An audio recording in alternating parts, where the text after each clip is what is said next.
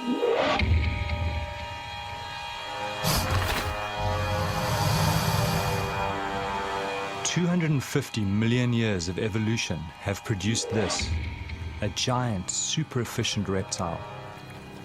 It's the Nile crocodile. Until recently, diving with these dangerous creatures was considered impossible. But as with any predator, it's how you engage them that's the key. And I'm about to put my belief to the test.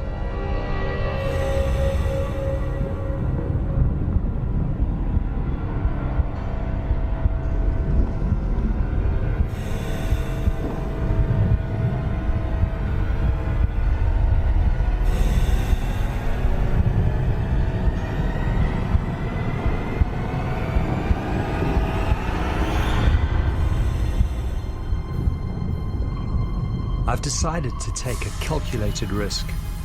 I want to dive with feasting crocodiles. Can I approach them without being attacked? Will they see me as a fellow predator or as potential prey? Can I survive within their feeding hierarchy? I'm taking a big risk, and I think people understand that. And I don't think it would reflect poorly on a crocodile if it eats me. People expect that to happen.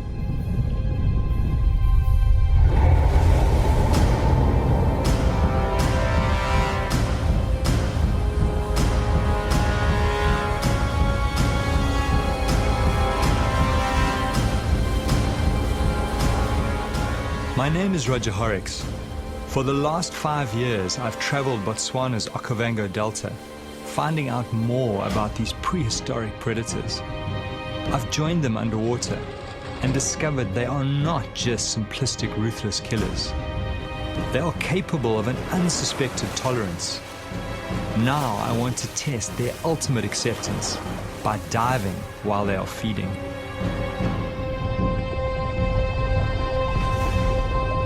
The idea of diving with feeding crocs first crept into my mind when I traveled from my African home to Costa Rica in Central America. I'd gone there to find Chito Graham, the extraordinary crocodile shaman of Limon. 23 years ago, Chito found a sick and dying crocodile that had been shot by farmers. Slowly he nurtured this animal back to health, taking many years to slowly gain the animal's trust. He showed me something I never thought possible with crocodiles. Chito is the only person in the world to get in the water and interact with the giant croc. He's even developed a game with the crocodile that mimics some of its instinctive killing techniques, like the death roll.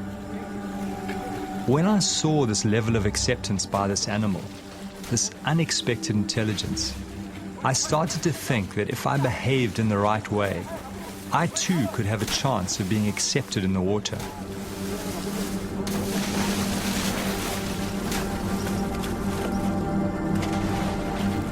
As I watched this man and this predator together, it forced me to rethink crocodile nature, and the seed was sown to set out on my quest. To attempt to dive, many think will be suicide.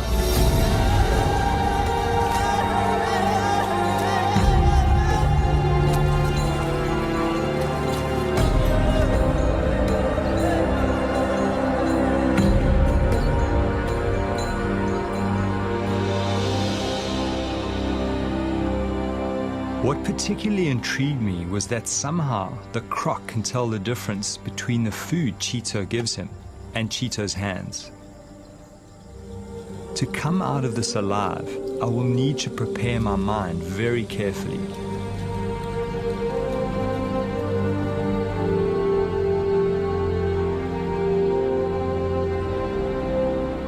Chito has worked at putting fear behind him, and this crocodile's ability to pick up on his confidence just strengthened my desire to attempt to dive with feeding crocodiles.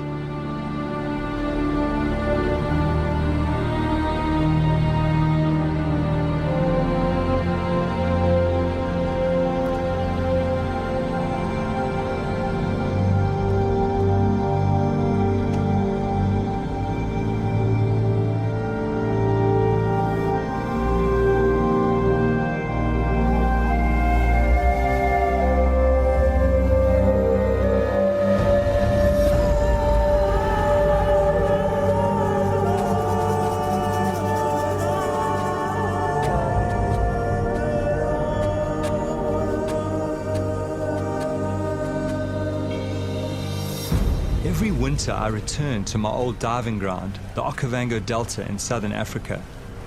In the swamp live some of the biggest and most aggressive crocodiles in the world. It's June, when the great flood brings the clear water. All my primal senses start to come alive as I prepare my mind and my body. Over and over, I'm at the feast, calm, unharmed.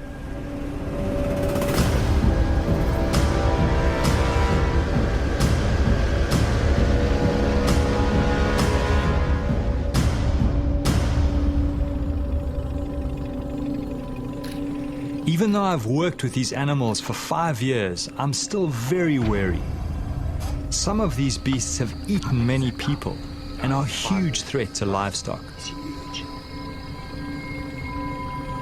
My theory is that reptiles, when feeding en masse, drop their territorial aggression to avoid injuring each other. This huge male is very aggressive and not an ideal diving partner. But I'm hoping that this behavior may shift when he is with multiple animals and can smell food.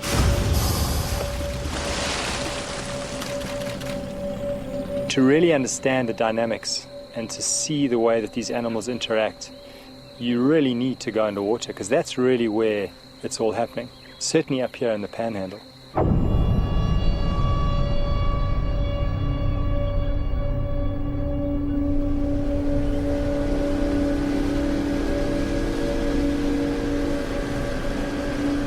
Greg Thompson is the top guide in this area.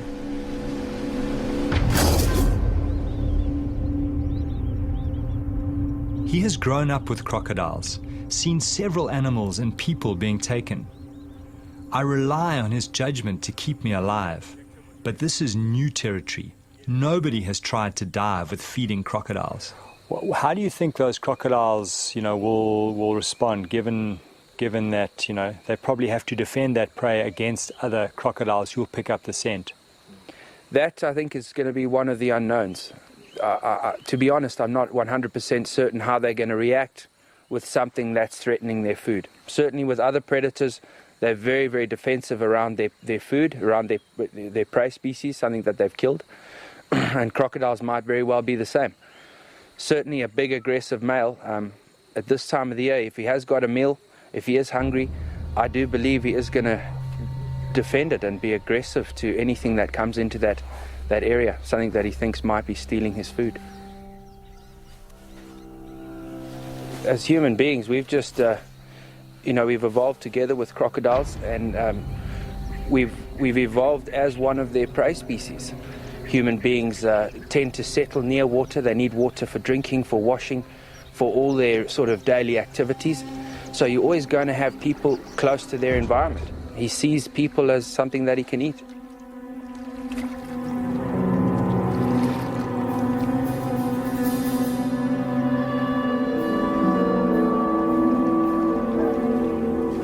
Greg takes me to a nearby village close to the river.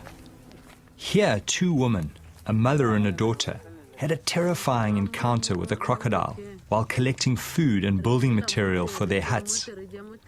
Resi Sashuma lost both her arms. She has a young child to look after. Mother and daughter now live by weaving baskets with only one arm between them, somehow surviving against impossible odds. The croc that attacked them was only about 2 meters long, but very powerful.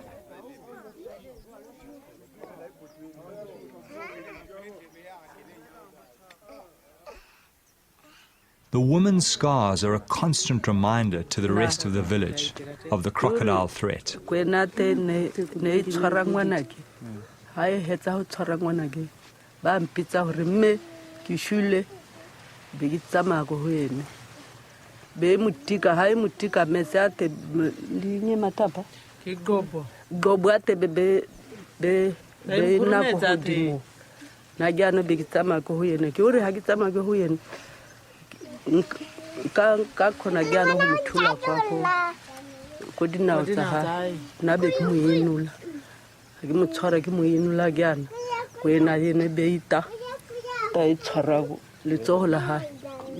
Their horrific story haunts me.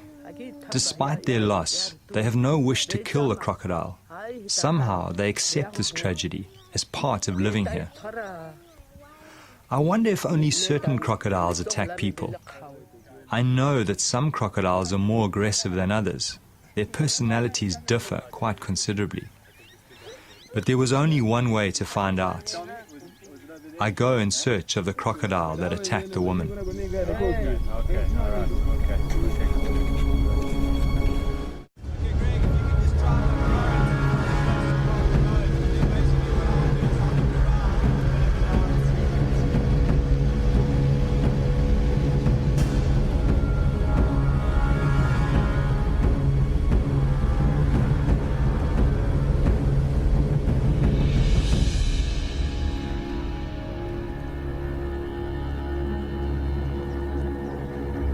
It's a short boat ride to the area where the women were attacked. Crocodiles are territorial and so very likely to be in the same place.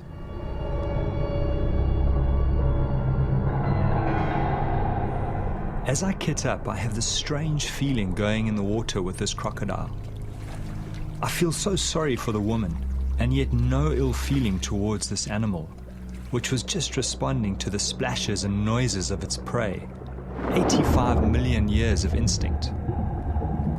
I always get underwater as quickly as possible and make minimal splashes on the surface.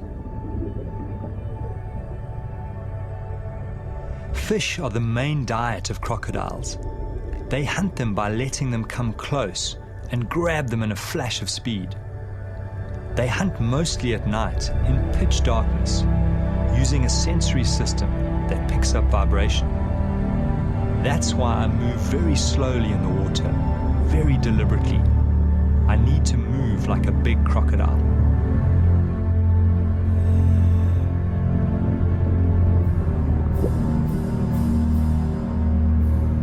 The fish become skittish. I sense a big predator close by. Knowing this is potentially a man-eater puts me on high alert. It disappears quickly under the papyrus into the maze of underwater tunnels.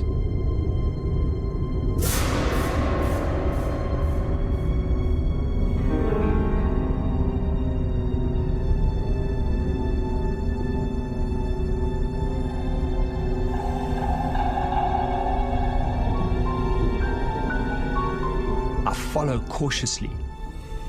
Some of these tunnels are kilometers long. Inside, there are big caves hollowed out by hippos and crocodiles where they take prey to soften for eating. The lurking croc distracts me as I move deeper into the maze. As I turn around to exit, there's that terrible feeling in my stomach. I'm confused. Everything looks different to my entry. I'm lost.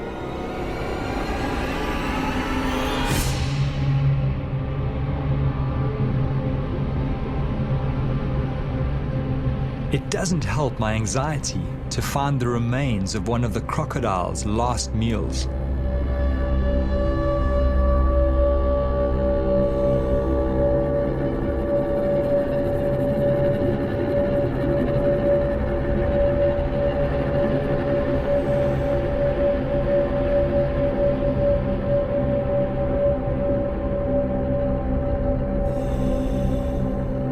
In the distance, I see a glimmer of light that I hope may lead to the main channel. I follow my instinct.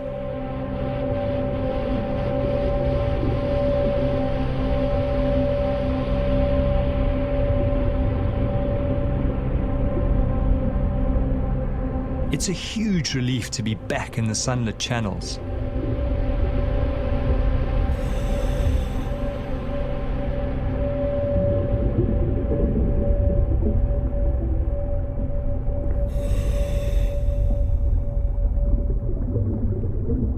I make my way slowly back to the boat. Suddenly, I glimpse a familiar texture amongst the river cabbage.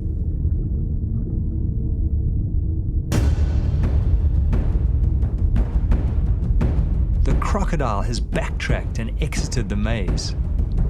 I remind myself that these smaller crocs are often the most dangerous. All seems fine at first.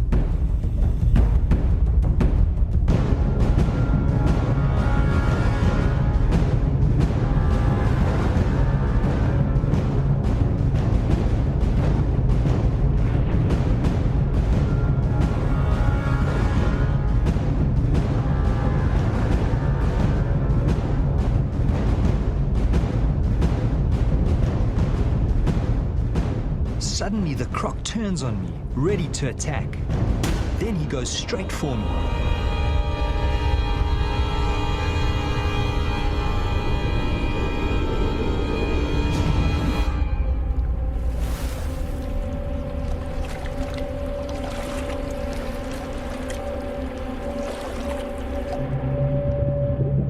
It was difficult to see his size because just his tail was sticking out.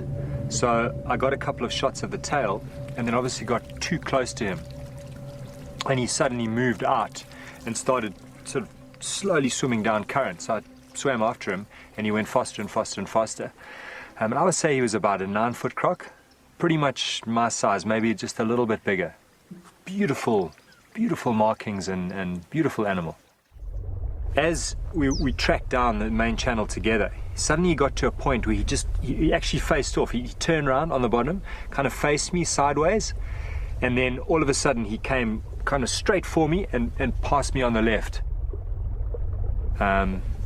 So obviously you keep the camera up and you know try and shoot. I don't think I got the shot, but and then he swam past. But that was, for a moment there, I was out of control of the situation. I didn't know what was going on.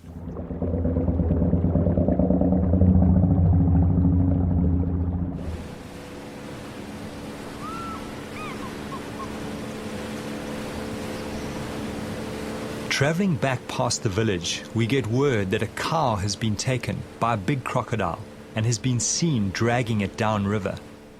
For the villagers, this is bad news. Cattle are their currency, their symbol of wealth. But for me, this may present the chance I've been waiting for. With the smell of the fresh carcass, a huge scent trail is moving downriver, calling all the crocodiles to focus on this one large food source. I worry that they may drag it underwater and I'll never see it again.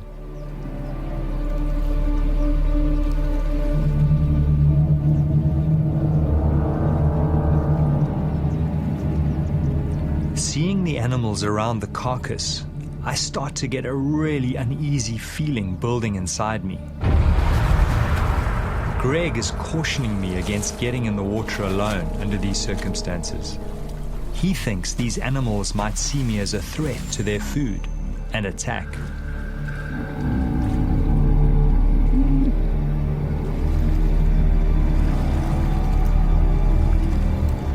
Looking at these feeding crocs, I watch carefully for their aggression towards each other, imagining myself amongst them. They seem to be very accepting of each other, but how will they react to me?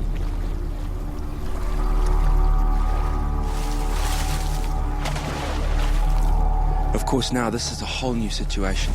Now you've got a lot of animals. They're all keyed into food. They are competing with each other. There's a definite hierarchy at the carcass. The bigger crocs are feeding first, and they are keeping other crocs away. So if a diver comes along and he's bobbing along the surface, if he appears to be part of that carcass, they're going to go for them. So the guys, it's a very nervous situation. I need to try and put Greg's mind at ease. I decide to show him something else I'd experienced in Costa Rica, something that reinforced my belief that if you approach crocodiles in the right way, they can react well. What's your sense of that? Look, I mean, there's still a lot of unknowns in what you want to do. Greg remained wary as I showed him what I'd seen in Costa Rica. I spent several days with a crocodile caller, Juan Betreo, who has built a remarkable relationship based on food with a number of wild crocodiles.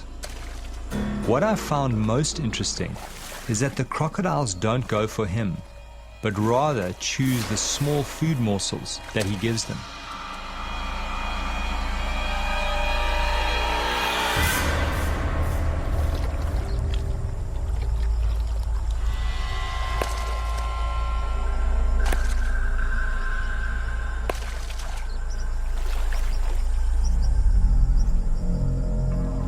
It's somewhat of a mystery why they don't take him, but this was what gave me hope for diving with the feeding crocodiles.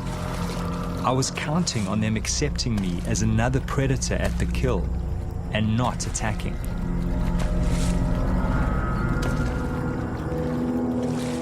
The crocodile calling art took Juan several years to develop. He slowly built the trust of the animals, drawing them closer and closer to his body. He was badly savage during this process, but somehow managed to survive and continue. Juan has even taken his relationship further, and the crocs allow him to touch them. He shows a side to crocodiles very few know. People think I'm crazy sometimes, but it's these small things that give me confidence as I plot the feast in my head.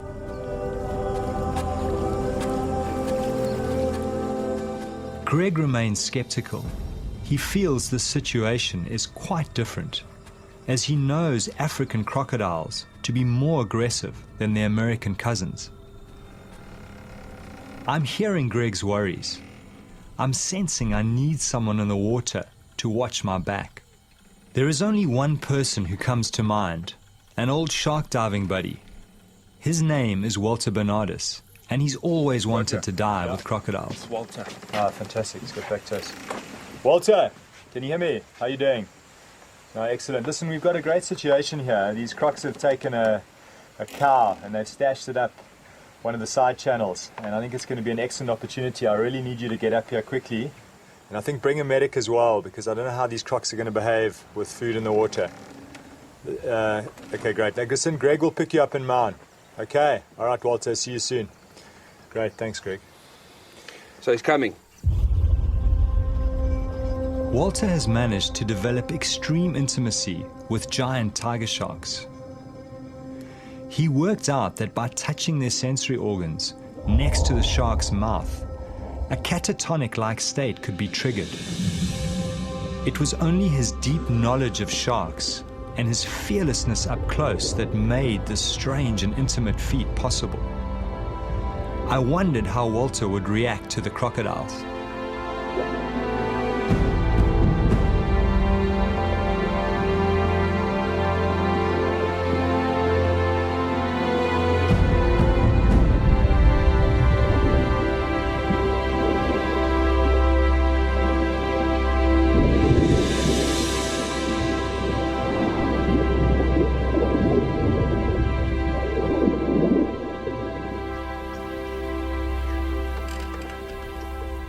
Now I'm stressed about the time. I need to get in the water as soon as possible to get Walter used to the crocodiles. I'm also worried because water clarity is dropping as the current is starting to decrease. Welcome, man. Good to see you. Good to see you too. Come aboard, man. Fantastic. Walter has brought with him Ainsley McClarty, experienced paramedic, recently back from working in Afghanistan. Good to be here finally. Now there's no turning back. The fear starts mounting as we speak of what we face. The water pulls me, and at the same time, its depths haunt me.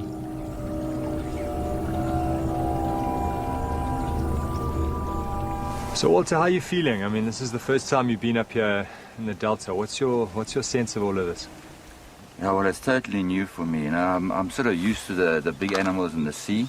But this environment here, you know, dealing with reptiles, cold water, murky sort of to clean conditions, is totally new for me. So a little bit nervous, but excited in the same time, you know. When I was first contacted, they told me that they needed a nurse, you know, someone with paramedic experience, with Africa outdoor experience. And I said to them, they don't need a nurse. They need a psychiatrist, because what person is going to go out and dive with crocs? The biggest concern when you have a limb taken or puncture wounds is obviously a person being in water, that they can bleed out very quickly. And so putting pressure on, getting a drip up as quickly as possible, and stabilizing the patient is always the most important. I've dealt quite a few times with people who've lost limbs, and it's definitely very achievable to save their life.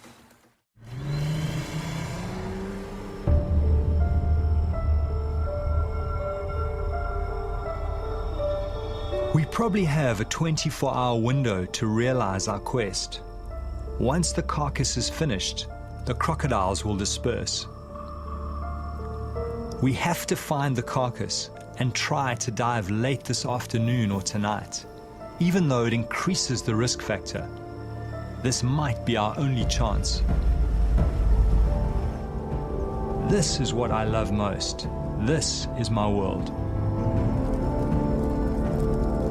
Fear is something I've learned to control and understand. The dark is part of our deep evolutionary past, because for thousands of years, big predators hunted our ancestors at night. You know, it's hard to explain why we do it. Why do we do it? We do it for the excitement, we do it for the challenge.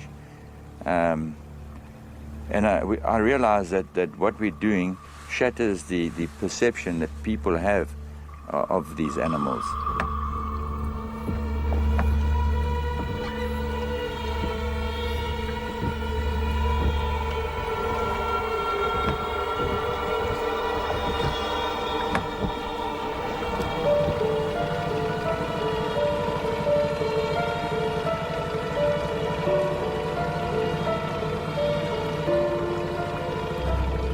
Greg motors to the area where he last saw the carcass and looks for signs.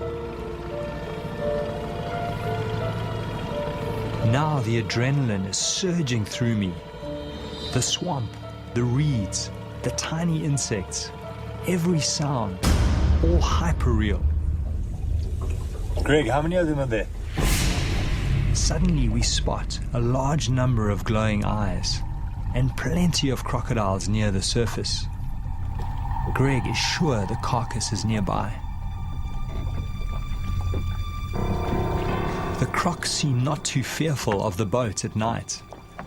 The plan is for Greg to watch activity on the surface and flash us with his light if he feels too many crocodiles are moving in on us. Walter's a croc. Our job is to find the carcass and determine how much flesh is left. We slip in and move cautiously.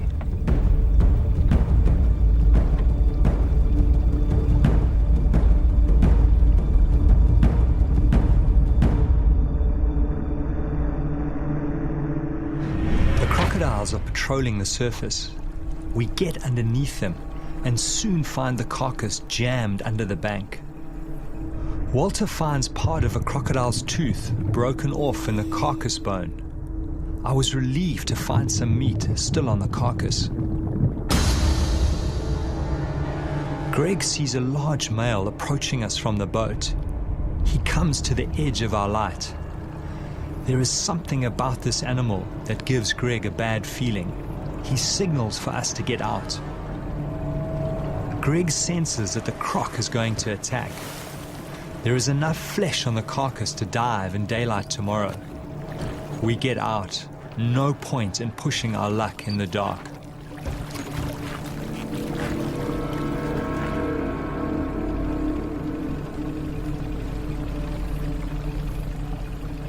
How's that tooth in that femur? Actually brought it up with me, eh? Let me have a look. Oh, that's incredible. Obviously broke off when they were biting into them, because their bite force is amazing.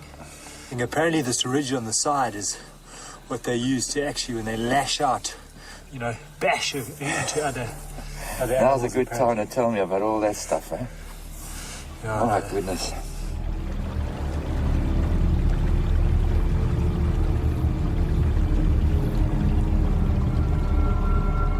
Early next morning, the whole team prepare themselves for what lies ahead It's our last chance before the crocodiles finish off the carcass and disperse. Well, I really am feeling that same that tension, you know, and it's a, you know, we are going into an unknown territory, and what is a bit nerve-wracking for me is just the number of animals. I'm anxious on the inside. I'm concerned about these guys diving and what's going to happen.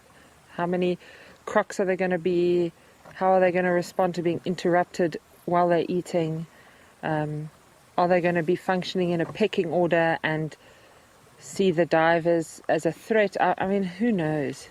So, yeah, this is crunch time, and I'll be far more comfortable when it's over.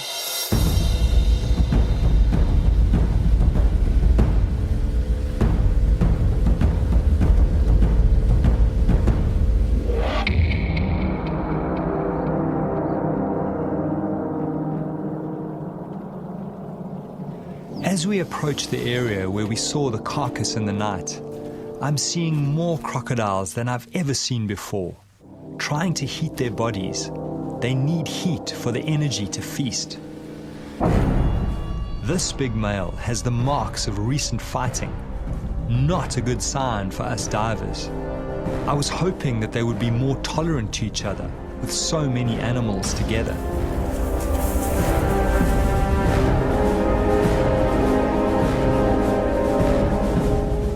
Greg spots them. I count at least 20 animals near the carcass. Knowing we are about to enter the water, my whole stomach starts going into a knot. I focus on breathing, put all the good encounters in the front of my mind, and push the nightmares away.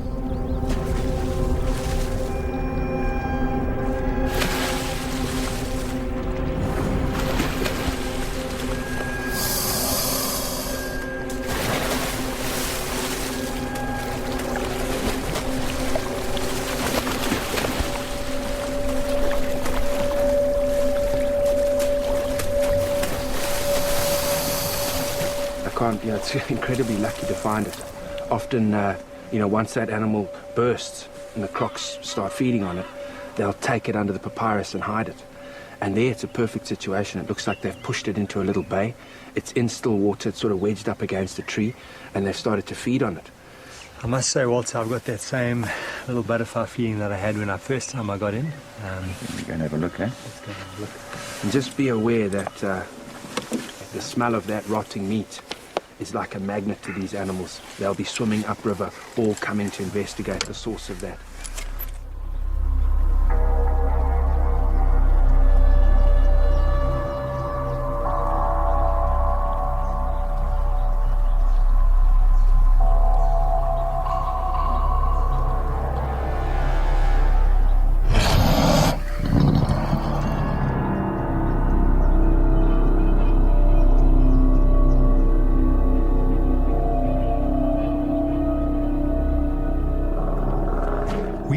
Into the water, some distance from the carcass.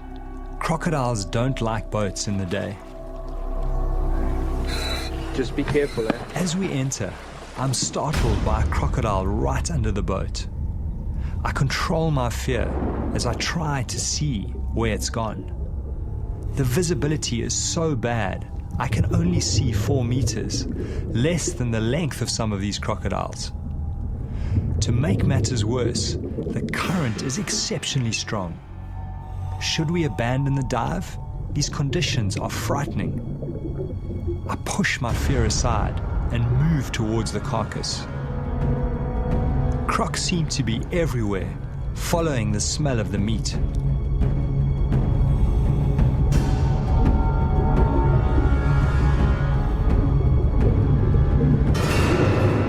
Everywhere we turn, crocodiles are waiting in places where the current is least strong. It's a maze blocked by dragons. I find it hard to read their body language, but none seem to be showing aggression yet.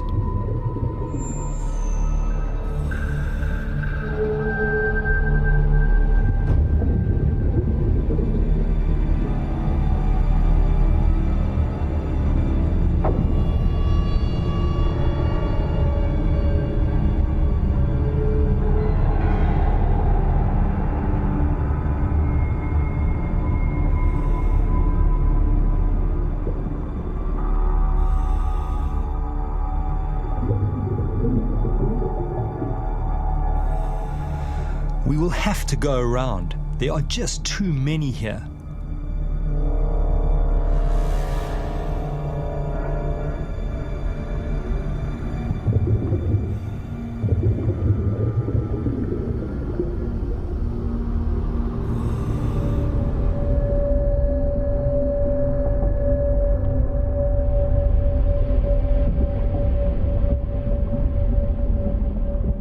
I'm surprised no crocodiles have confronted us yet. We are well into their feeding territory.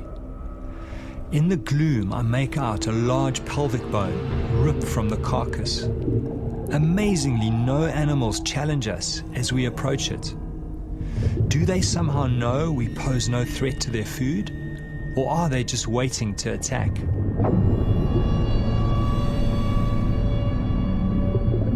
A lot of the meat has been shredded and the animal has been gutted.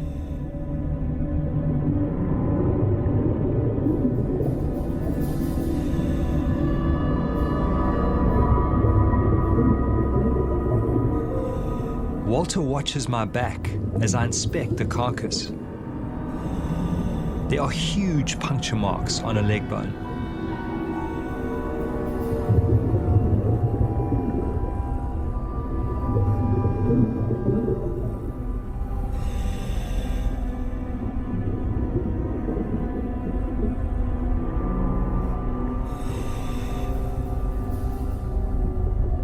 As Walter swims to the side, he sees a huge animal within a few feet of the carcass, watching us, waiting, assessing. The biggest challenge lies ahead. It's time to get back to the boat through the mounting circle of crocodiles, and somehow we have to appear confident, give no sense of being prey. Walter is telling me his plan to swim underneath as soon as the next crocodile goes up for a breath.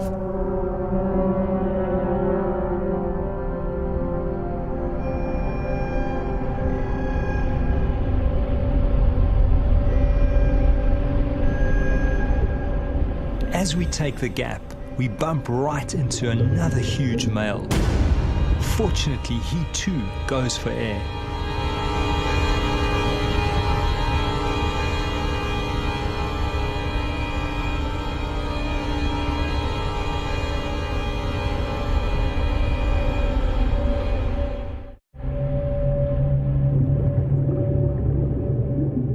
As we swim through the maze of crocodiles, the strangest thing happens.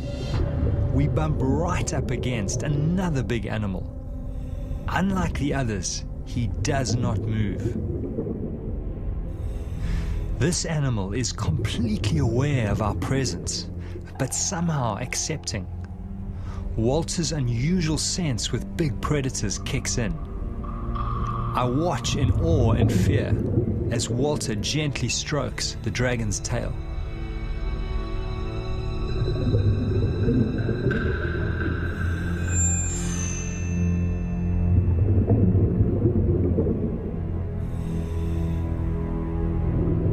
Then something happens that I could never have imagined.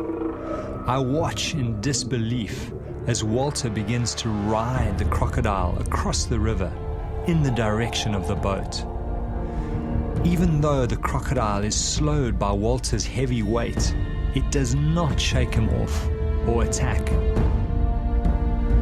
It feels like I'm watching some strange fairy tale as Walter rides the crocodile some 50 meters across the river. I have no explanation for why a predator allows such intimate behavior.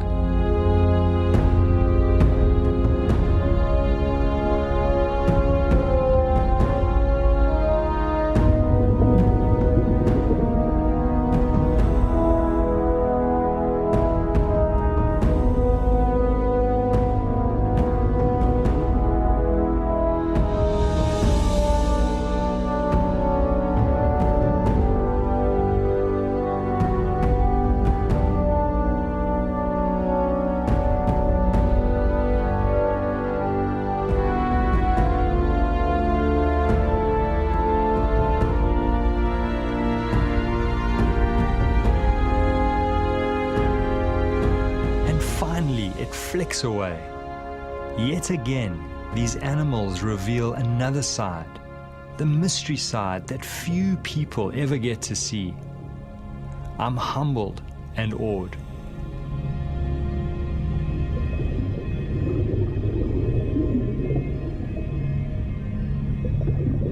Yeah, you get a feeling with some animals, you know, they will let you interact with them, let you touch them, others won't. This particular one, obviously, I didn't know what it was going to do when I first touched it. I didn't know if it was going to turn around and try and bite, or when I held on properly, if it was going to have an adverse reaction, but it didn't seem to mind at all. It just plodded on. I just put it into low range and it just went into that current. Yeah, strong. And it was fantastic, man. I think you got away lightly, to be honest. I mean, I've caught small crocs and other reptiles like snakes, pythons, where I've grabbed them by the tail and had them whip around and try and bite the disturbance behind them. So that's always what I've thought. If you do that, if you try and grab a croc by its tail, it could very well swing around and bite you. So I'd be very cautious if you, in future, I wouldn't try that too often. Now, I was expecting that any second because, you know, you've seen how these animals react to other things in the wild, and that's why I was extremely gentle in the beginning, and I was expecting it to rear around and sort of have a go at me, but it just kept on going, and all along the more weight I put on it, the more I thought, okay, it's going to turn now, until I was completely gliding along with it, and it just accepted it. So I sort of got a little bit more at ease because you don't quite know exactly how it's going to react. But this one reacted beautifully, you know. It's amazing. I've certainly been very nervous a lot of the time, being stuck here on the boat, having the guys get in the water near feeding crocodiles, getting in the water at night, doing, you know, all the kind of things that have always been sort of no-go areas, things you just don't do with crocodiles. And here the guys have been doing it. And, you know, to be back here at the boat, the divers are back in the boat. They've got some stuff. They've seen some amazing things. They've learnt a lot. To me, it's a huge relief, just knowing that this is all behind us, and we've sort of survived this little escapade.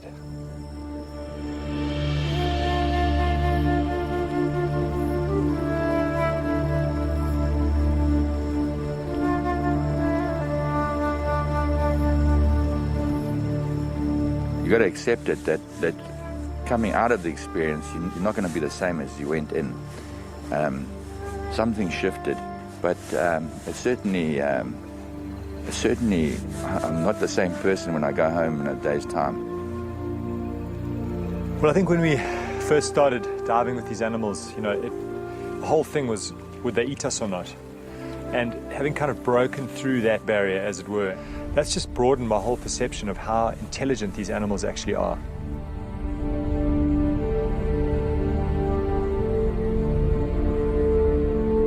Through this journey, I've been haunted by two voices. One telling me I was going to be ripped apart, another telling me these animals are accepting if treated right. Thankfully, the second voice won over, and I was able to conquer my deepest fear. It's opened up a new light on crocodiles.